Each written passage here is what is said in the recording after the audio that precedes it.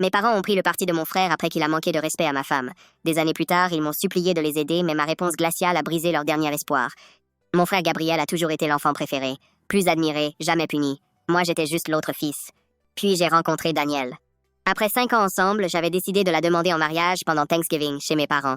La bague dans ma poche, le moment parfait. Gabrielle était au courant, c'était mon erreur. Pendant que j'étais en cuisine, Danielle m'a retrouvée, tremblante. Gabrielle l'avait coincée dans le bureau. Il lui avait dit qu'elle méritait mieux que moi, puis il avait essayé de l'embrasser. Je lui ai demandé de sortir. Il a souri. « Dis-le ici. » Alors je l'ai fait. J'ai tout raconté. Danielle pleurait. Gabrielle l'a traitée de menteuse. Puis mes parents ont choisi leur camp. Mon père a dit que je gâchais Thanksgiving. Ma mère a juré que Gabrielle ne ferait jamais ça. C'est ce soir-là qu'ils m'ont perdu. Nous sommes partis. Quelques heures plus tard, dans notre appartement, je l'ai demandé en mariage. Elle a dit oui avant même que je finisse. On s'est mariés sans eux.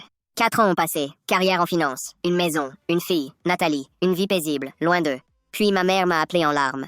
Mon père venait de faire un AVC. Elle m'a supplié de venir à l'hôpital. Là-bas, elle m'a tout avoué. L'entreprise de mon père s'écroulait. Près de 400 000 $ avaient disparu. Et celui qui avait volé l'argent? Gabriel. Le fils qu'ils avaient protégé. Le fils qu'ils avaient cru. Le fils qu'ils avaient choisi. Ma mère m'a serré la main. Elle voulait que je sauve l'entreprise, que je répare ce qu'il avait détruit. Et là, j'ai revu Danielle pleurer dans ce couloir. J'ai entendu mon père dire que ce n'était rien. J'ai entendu ma mère traiter ma femme de menteuse. Puis elle a murmuré. « S'il te plaît, on est une famille. » Je me suis levée. « Non. Ta famille, tu l'as déjà choisie. Maintenant, vis avec ce choix. » Je suis partie.